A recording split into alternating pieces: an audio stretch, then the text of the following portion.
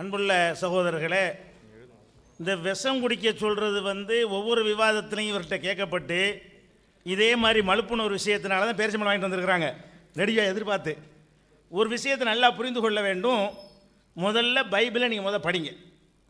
என்ன படிக்கணும்? அதாவது பரிசித்து பார்த்தால் நீங்கள் செய்ய மாட்டேங்கிறீங்க. பரிசித்து பார்த்தாலும் செய்யணும் பைபிள் சொல்லுகிறது. கர்த்தரை பரிசித்து பார்த்தால் கர்த்தர் சொல்கிறாரான்னு இப்படி நம்புறது? கர்த்தரா இல்லையாங்கிறது தெரியறதுக்கு தானே இப்போ பரிச்சை பண்ணுறோம், கன்ஃபார்ம் பண்ணுறதுக்கு தானே பண்ணுறோம். வேதமா இல்லையாங்கிறத கன்ஃபார்ம் பண்ணுறதுக்கு பண்ணுறோம். அப்போ எப்படி வருகிறது? மோசேட்ட ஜனங்கள்லாம் வாதாடி குடிக்கிறதுக்கு தண்ணி வேணும்னு கேட்குறாங்க. இது யாத்திராகமத்தில் 17வது அதிகாரத்தில் 1, 2, 3, 4, 5, 6, 7 வரைக்கும் இருக்கிறது. அதில் என்ன சொல்கிறாங்கன்னா, மோசே என்னோடு ஏன் வாதாடுகிறீர்கள், கர்த்தரை ஏன் பரிசித்து பார்க்குறீர்கள் அப்படின்னு கேட்குறாரு. கேட்டுட்டு அதனால் உங்களுக்கு தண்ணி இல்லைண்டாரா? பரிசித்து பார்க்காது கேட்டுட்டு நீங்கள் பரிச்சை பண்ணுற கேட்காதுன்னு செஞ்சு காட்டுறாரு. பரிசித்து பார்க்காதுன்னு சொல்லிவிட்டாரு. நீங்கள் என்ன செய்யுங்க, பரிசித்து பார்க்காதீங்க, நான் குடிக்கிறேன்னு சொல்லணும். அப்படி தான் உங்கள்கிட்ட பைபிள் போதனை இருக்கிறது. அதுக்கப்புறம் என்ன செய்கிறாரு? அவர்களுக்கு தண்ணீர் வர செஞ்சார் என்று சொல்லி யாத்திராகமத்தில் 17வது அதிகாரத்தில் 1லிருந்து 7வது வசனத்தில் இருக்கிறது. இஸ்ரேல் புத்திரர் வாதாடியது நிமித்தம் கர்த்தர் எங்கள் நடுவில் இருக்கிறாரா இல்லையா என்று அவர்கள் கர்த்தரை பரீட்சை பார்த்தது நிமித்தமும் அவன் அந்த ஸ்தலத்திற்கு மாசா என்றும் மேரிபா என்றும் பெயரிட்டான். அந்த இடத்துல அற்புதத்தை நிகழ்த்தி காட்டிட்டு இது கர்த்தரை பரிசித்து பார்த்த இடம், கர்த்தர் செய்வாரா இல்லை டெஸ்ட் பண்ணாங்க, செஞ்சார். அப்போ டெஸ்ட் பண்ணாதீங்கன்னு சொல்லிவிட்டு செஞ்சியும் காட்டணும். உங்கள் பைபிள் அப்படித்தான் சொல்கிறது. அதே மாதிரி இன்னொரு இதுக்கு பாருங்கள். இயேசுவிடத்திலே என்ன செய்கிறாங்கன்னு கேட்டால் கேட்குறாங்க, இயேசு தானே சொல்கிறீங்க, அதாவது அற்புதம் கேட்குறாங்க. அவர் என்ன செய்கிறாருன்னு கேட்டால், இந்த தீய விபச்சார தலைமுறையினர் அடையாளம் ஒன்று கேட்கின்றனர். அது கேட்ட தப்புன்ட்டார். அடையாளம் சொன்னாரா இல்லையா? கேட்க சொல்லிவிட்டு இவர்களுக்கு யோனாவின் அடையாளமே என்று வேறு எந்த அடையாளமும் கொடுக்கப்பட மாட்டாது அப்படின்னு சொல்லி அற்புதத்தை கேட்காதன்னு சொல்லிட்டு செஞ்சு தான் காட்டியிருக்கிறாரு. யாரு? இயேசு. எங்கே இருக்குது இது? மத்தேயுல 16லேருந்து 1லேருந்து 4 வரைக்கும் நீங்கள் பார்க்கலாம். அதே மாதிரி இதே விஷயம் மத்தேயுல 12:38லேருந்து 40 வரைக்கும் இதே மாதிரியான விஷயங்கள் இருக்கிறது. அடுத்ததாக இது ரொம்ப முக்கியமானதுங்க. அதாவது இயேசு கேள்விப்பட்டு சாகும் தருவாயில் இருந்த தம் மகனை நலமாக்க வருமாறு ஒருத்தர் கேட்கிறார். இது எங்கே இருக்குது? யோவானில் 4:46-52 வரைக்கும் இருக்கிறார். இயேசு அவரை நோக்கி சொல்கிறாரு, அடையாளங்களையும் அருஞ்செயல்களையும் கண்டாலன்றி நீங்கள் நம்பவே மாட்டீர்கள். அப்படி கண்டா தான் நம்புவீங்களான்னு கேட்குறாரு. கேட்டுட்டு அற்புதம் செஞ்சு காட்டாமல் இருக்கணும்ல. அப்படி சொல்லிவிட்டு இயேசு அவரை, நீ புறப்பட்டு போம், உன் மகன் பிழைத்துக் கொள்வான். சோதிப்பதற்கு தான் அவர் கேட்டார், நம்பாம தான் கேட்டார். ஆனால் அவர் செஞ்சு காட்டினார். அப்போ பைபிளில் நம்பிக்கை உள்ளவர்களாக இருந்தால் என்ன செய்யணும்? ஏங்க இந்த மாதிரிலாம் சோதனை பண்ணுறீங்க, தொலைஞ்சு போக நாங்கள் செய்கிறாங்கன்னு செய்யணும். நீங்கள் அந்த கேள்வி தான் உங்களுக்கு கரெக்ட் ஏற்றுக்கொள்ளத்தக்க பதிலாக இருக்குமே தவிர, அந்த பதில் சொல்லலாமே தவிர பதில் சொல்லிட்டு செய்யணும். மோசையை பரிசித்து பார்க்கும்போது ஏன்ப்பா பரிசித்தெல்லாம் பார்க்குறீங்கன்னு வாங்கி குடிச்சு விட்டார். இயேசுகிட்ட கேட்கும்போது ஏன்ப்பா இப்படி டெஸ்ட் வைக்கிறீங்கன்னு வாங்கி குடிக்க தான் செஞ்சார்.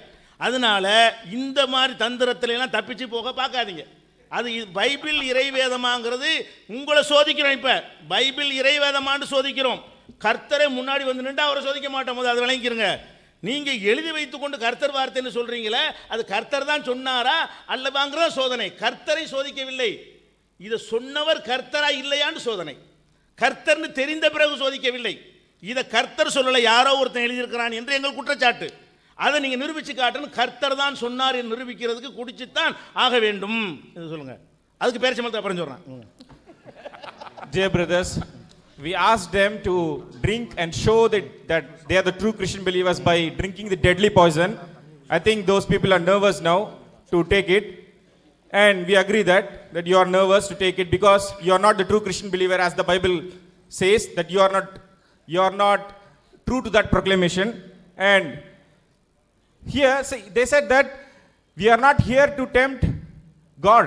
What you are quoting, that Satan tempted Jesus or Satan tempted whoever it is, you are claiming that it is God. He is tempting God and he was testing God.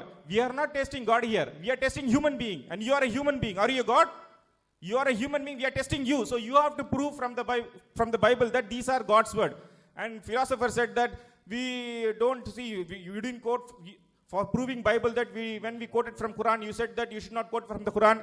See, we said that we said that Torah and the Injil is not the Bible. That's why we quoted. We said that you should not quote from the Quran. But you believe that the Bible that you have in the hand is God's word.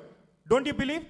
If you don't take it, then you are confirming that you are believing that the Bible is not the word of God. You confirmed it. You said the Bible is the word of God. So you have to confirm from the book that by drinking poison that you are a true Christian believer. And regarding the test, there are so many tests in the Bible, like Moses and the other prophets has been done. And whenever the people, they came and asked about, show us some sign that you are a prophet, or show us some sign that you got a revelation from the God. When they keep on asking these people, Moses started, that is mentioned in the book of Exodus chapter number 17. You read the verses 1, 2, 3, 4, it's mentioned about that. The people, when they asked for the water to gush forth, Moses, he first said that why are you asking these things and all? Why are you testing such things? But he still did it. He did it to prove that he is a prophet. And we are asking you to prove, and you are not proving, you are nervous about it. And not only in that situation, so many verses you can quote from the Bible. This happened in the case of Jesus also. Like when he gave the sign, when the people asked him, when he went to the upper room about asking about the sign of that he was in the corner of the world for 3 days or something. The story goes, it says that in the Bible, Jesus said that, you adulterous generation people, you always seek after a sign. He said that to the Christians, if you believe that that's the Bible, it's the word of God, he said that you adulterous generation seek after a sign, then he gives a sign. Like that, that's not the only quotation. There's so many others. Like if you see in the book of Gospel of John, chapter number 14, verse number 12 and 3, the same thing is there, that he that believe me, the works that I do, shall he do also do. And the greater works than these shall he do, because I go into my Father, and whatsoever ye shall ask in my name, I'll do. And further, if you read in the book of Matthew, in the book of John, Matthew, chapter number 12, verse number 38 and 38, and in the book of John, chapter number 4, verse number 46 and 52, and in the book of Matthew, chapter number 16, verses 1 to 4, all these speak about that. About proving whether you are a true Christian believer or not. We are giving the context from the Bible. We are not quoting out of the context, and you are not ready to do it. So if you want to prove that you are a true Christian believer, you have to drink and do that. By not drinking it, you have confirmed that you are not a true Christian believer. Moreover, this test is for the Bible. So if you have to prove that Bible is God's word, you'll have to drink that and go abide by the Bible. அப்போ பைபிளை இறைவன் நிரூபிக்கிறதை விட உசுரை காப்பாற்றுறது தான் மேட்டராக இருக்கிறது, தெரிந்து விட்டது. இருந்தாலும் இந்த பைபிளில் சோதித்து பார்க்க கேட்டாலும் குடிக்கணும்னு இருக்கிறதுனால நீங்கள் குடிக்க தான் வேணும், நிரூபித்து காட்டுறதுக்கு. இப்போ என்ன செய்கிறீங்க, நீங்கள் குடிச்சு காட்டுங்கிறீங்க. அது எப்போ கேட்கணும் முறைப்படி? இதுக்கு நான் பதிலும் சொல்கிறேன். அந்த குரான் தலைப்பில் வைத்துக்கொண்டு என்ன செய்யுங்க, இது வேதம் இது மாதிரி இருக்குது, இது நிரூபித்து காட்டுங்கன்னு சொல்லணும். தலைப்பு அதுவா இல்லை. இருந்தாலும் நீங்கள் சொல்லக்கூடிய இந்த செய்திகள் எல்லாம் பொய் என்றும் கட்டுக்கதை என்றும் உங்கள் விவாதம் நடப்பதற்கு 10 வருடங்களுக்கு முன்னாடியே நூல்களாகவும் கட்டுரைகளாகவும் ஆடியோக்களாகவும் வீடியோக்களாகவும் தெல்ல தெளிவாக நாங்கள் பொய் என்று சொன்னதை எடுத்து காட்டிக்கொண்டு இது குடிங்கிறீங்க. இது பொய்ன்னு சொல்கிறோம். பேரிச்சம்பழம் திண்டா ஒன்றும் செய்யாதுங்கிறது பொய். நபிகள் நாயகத்துக்கு மந்திர வேலை செஞ்சது பொய். எப்படி பொய்ங்கிறத அந்த தலைப்பில் கேட்கத்தான் போகிறீங்க, சொல்லத்தான் போகிறோம். நீ பொய்ன்னு சொல்லப்ப இந்த மாதிரி இந்த உபாகம் இந்த சொன்ன இந்த விஷயம், விஷம் குடிக்க சொன்ன விஷயம் இது பொய், இது பைபிள் இல்லை, இது வேதத்தில் கிடையாதுன்னு சொல்லிட்டா கேள்வி இல்லை. இதை நான் பொய்ன்னு சொல்லிட்டேன்ல, இப்போ என்ன சொல்ல முடியாது. நான் பொய்ன்னு சொல்லிட்டேன்ல, ஆதாரத்தோடு சொல்வதற்கு அந்த தலைப்பு இருக்கிறது. இது பொய். நபிகளுக்கு மந்திரம் செய்ய சொன்னது பொய். நீங்களும் எப்படி சொன்ன பொய்ன்னு சொன்னால் நான் குடிக்க மாட்டேன், நான் அந்த பொய்யின்ட்டேனே. அப்போ நீங்கள் மெய்யுங்கிறால் குடிக்கணுமா இல்லையா? மெய்யின்னு சொல்கிறாலும் என்ன செய்யணும்? சரியா? வேணாம் இல்லை நான் குடிக்கணுன்றது பொய்ன்னு சொல்கிறது விவாதத்துக்கு சொல்லலை. இவர்களை சந்திப்போமா விவாதிப்போமா என்ற காலத்திற்கு முன்னாடியே பல வருடங்களுக்கு முன்னாடி இது நபிகள் நாயகத்தின் பேரால் இட்டுக்கட்டப்பட்ட பொய், இது ப்ராஃபட் சொன்னது இல்லை என்று நாங்கள் எழுதியதை அந்த தேதியோடு ஆதாரத்தோடு அந்த விவாதத்தை நிரூபிப்போம். இப்போ பொய் என்று சொல்லிவிட்டோம்.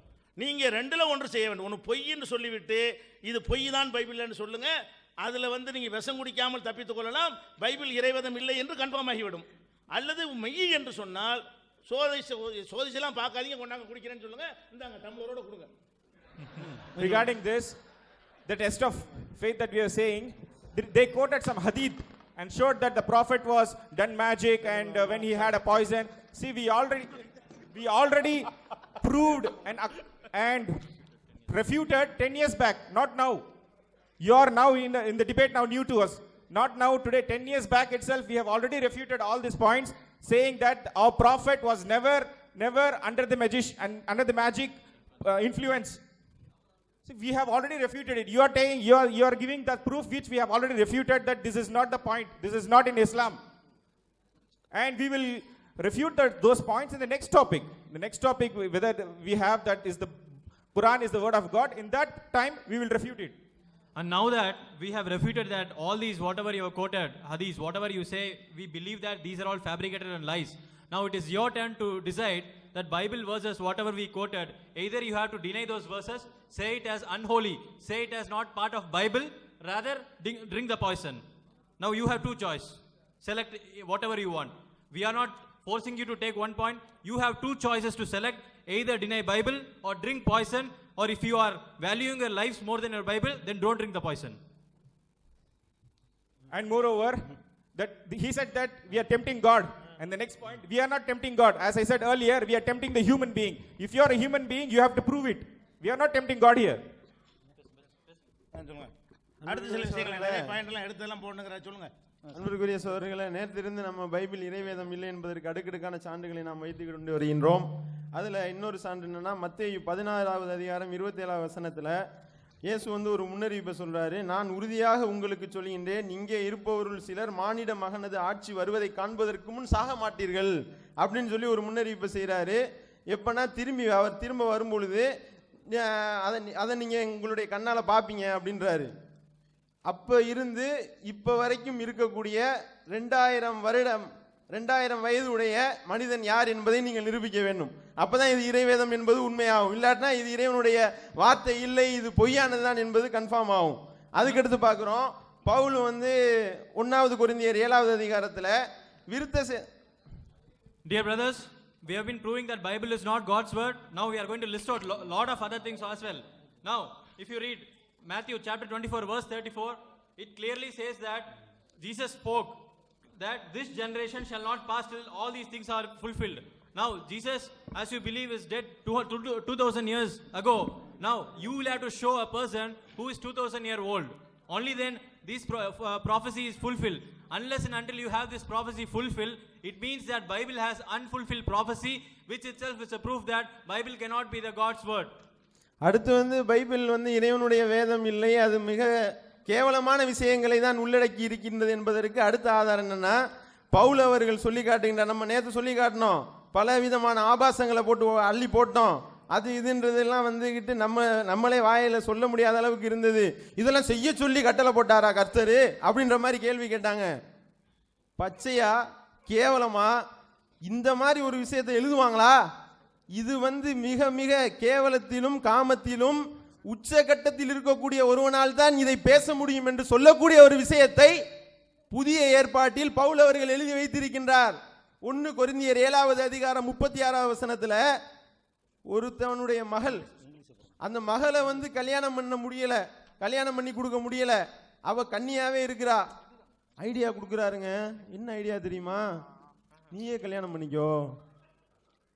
பெத்த மகளங்க, பெத்த மகளை அப்பங்காரனை பார்த்து நீ கல்யாணம் பண்ணிக்கோ அப்படின்னு அவர் சொல்றாருன்னா, இதை விட காமம், இதை விட வக்கிரம் வேற என்ன இருக்க முடியும்? சொல்லி வாசி பாருங்க. 36வது அதிகாரம் 36வது வசனம் 7:36 1 கொரிந்தியர்ல.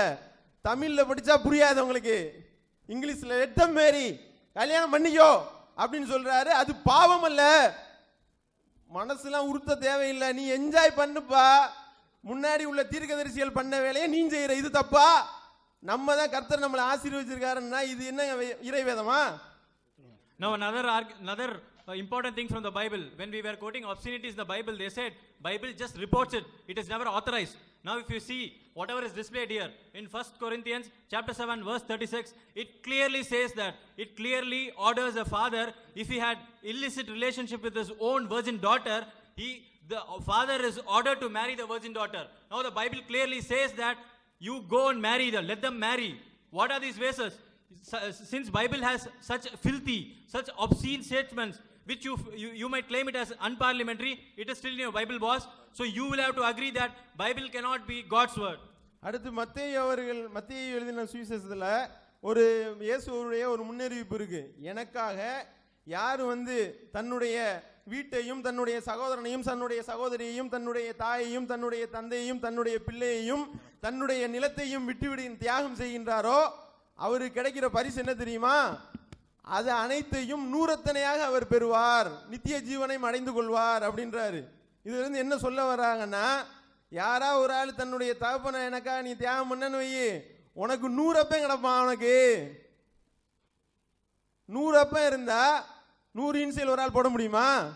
அது அவருக்கு கிடைக்கிற கிஃப்டா அல்லது அவங்க அம்மா வசிக்கப்படுத்துறதா? யோசிச்சு பாருங்க. ஏபிசிடியில் இருக்கிறதே 26 எழுத்து தான். 100 எப்படி போட முடியும்? This message, if you read, it's about that if you sacrifice something in the name of Jesus or for him, that you will get 100 times more than that, here and as well as in the eternal life. That's what the verse says in the Gospel of Matthew, chapter number 19, verse number 29. It says that and everyone who gave up homes, brothers, sisters, father, mother, children, fields because of my name will receive 100 times and more and will inherit in eternal life. Imagine, if you sacrifice a land, you may get 100 lands. If you sacrifice your house, you may get 100 house. If you sacrifice your father, will you get 100 father? What you're trying to say here? Even in the initials, we have only A to Z. How many initials we have? If you have 100 fathers, how many initials you put? Is this a word of God, you believe? This proves that this is not a word of God with all the absurdities we have mentioned. அடுத்து பவுல் அவர்கள் சொல்லி காட்டுகின்றார்கள், விருத்த சேதனம் செய்யாமல் இருப்பவன் விருத்த சேதனம் செய்ய முயற்சிக்க வேண்டாம் அப்படின்னு சொல்றாரு. சரி, நியாயமான பாயிண்டா இருக்கு. விருத்த சேதனம் யாராவது செஞ்சிருந்தால் அவர் விருத்த சேதனம் செய்யாமல் இருக்க முயற்சி எடுக்க வேண்டாம். சுன்னத்து பண்ணாலே செய்யாம இருக்கிறது சொல்ல தெரியல.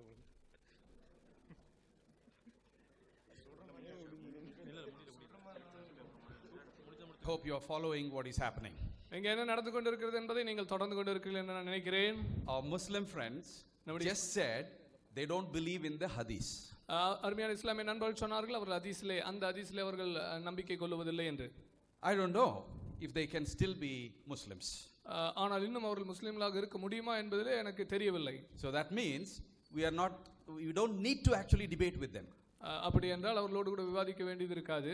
But because we agreed and signed, we will continue the debate. ஆனால் நாம் ஒப்பந்தப்பட்டு இருக்கிறபடினாலே நாம் தொடர்ந்து விவாதிப்போம். They don't know how to read any literature. எந்த ஒரு எழுத்துக்களையும் அல்ல வேத எழுத்துக்களையும் அவர்களுக்கு படிக்க தெரியவில்லை என்று ரொம்ப துக்ககரமானது.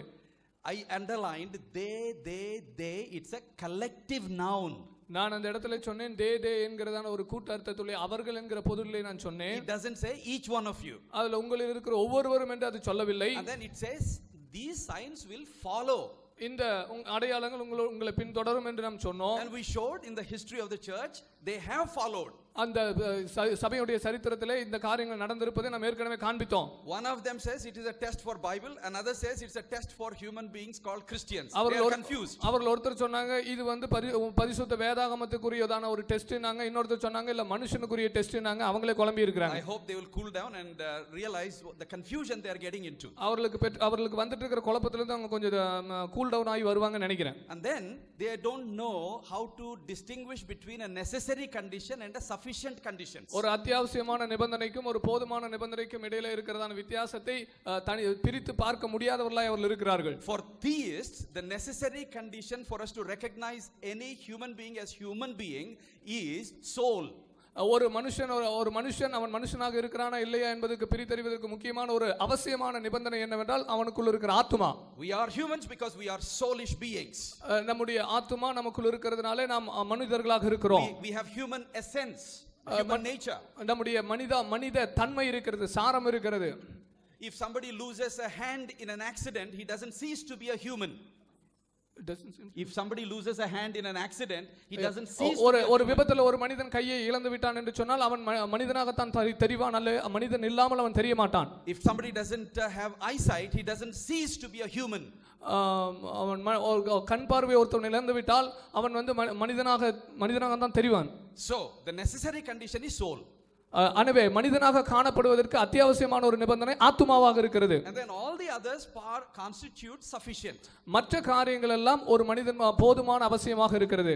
In the same way, அதே போலவே you read the Bible, பைபிளிலே anybody who believes in Jesus Christ as the Son of God and the Savior of the world, who laid down his life for the forgiveness of human sins, is a believer in Jesus Christ and a Christian. எனவே வேதாகமத்திலே ஒரு இயேசு கிறிஸ்துவை என்னுடைய பாவத்துக்காக அவர் மரித்தார் என்று சொல்லி அதை ஒப்புக்கொண்டதை ஏற்றுக்கொள்ளுகிற எந்த ஒரு மனிதனும் அவனுக்கு அவன் ஒரு கிறிஸ்தவ விசுவாசியாக இருப்பதற்கு அது போதுமானதாக இருக்கிறது. And like that there are a number of criteria that we can use to test whether somebody is a Christian or not. ஒருவன் கிறிஸ்தவனா இல்லையா ஒரு உண்மையான விசுவாசியா இல்லையா என்பதற்கு அதை அறிந்து கொள்வதற்கு ஏராளமான அளவுகோல்கள் இருக்கிறது. But the necessary condition is believing in Jesus to be the savior of the world, and I believe. ஒருவன் உண்மையான கிறிஸ்தவனாக இருப்பதற்கு அத்தியாவசியமான நிபந்தனை என்னவென்று சொன்னால் ஆண்டவராகிய இயேசு கிறிஸ்துவை உலக இரட்சகராகவும் தன்னுடைய இரட்சகராகவும் ஏற்றுக்கொள்வதுதான் அந்த அத்தியாவசியமான நிபந்தனை. Every true Christian believes that, and all true Christians have seen these things happening in their experience throughout the history of Christianity. எல்லா உண்மையான கிறிஸ்தவர்களும் அதை விசுவாசிக்கிறார்கள், அவருடைய கிறிஸ்தவ வாழ்க்கையிலே அவர்கள் இந்த காரியங்களை அனுபவித்திருக்கிறார்கள். So we have proven that we are true Christians. எனவே நாம் உண்மையான கிறிஸ்தவர்கள் என்பதை நாம் நிரூபித்திருக்கிறோம். And they talked about name, father's name, 100 fathers' names. He is only thinking about Chennai and Tamil Nadu.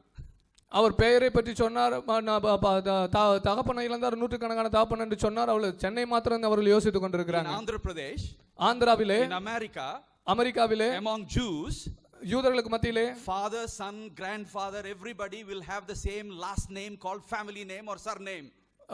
இந்த இடங்களில் எல்லாம் பார்த்தீங்கன்னா எல்லா மனிதர்களுக்குள்ளாகவும் அவருடைய குடும்ப பெயர் தான் அவருடைய துணை பெயராக எப்பொழுதுமே இருக்கும். I don't know, they are not able to come out of Chennai. அவர்கள் சென்னையுடைய அந்த மனநிலையிலிருந்து வெளியே வர முடியாதவர்களாய் காணப்படுறாங்க. They don't know the larger context. அந்த இதுக்கு இந்த பெரிய ஒரு அமைப்பு இன்னும் தெரியல. And we will answer some of their questions now. I asked my brother Jerry. Yes. And we have very specifically asked them that it is not a test for us, it is a promise, but for them it is a medical thing. They should have eaten that and shown that, rather they have denied that hadith. நாம் கடந்த செஷன்ல பார்த்தோம், நமக்கு கொடுக்கப்பட்டது ஒரு சோதனை அல்ல, நமக்கு கொடுக்கப்பட்டிருக்கிறது ஒரு gift என்று சொல்லி, ஆனால் அவர்களுக்கு கொடுக்கப்பட்டிருக்கிறது ஒரு மெடிசன் என்று சொல்லி நாம் பார்த்தோம்.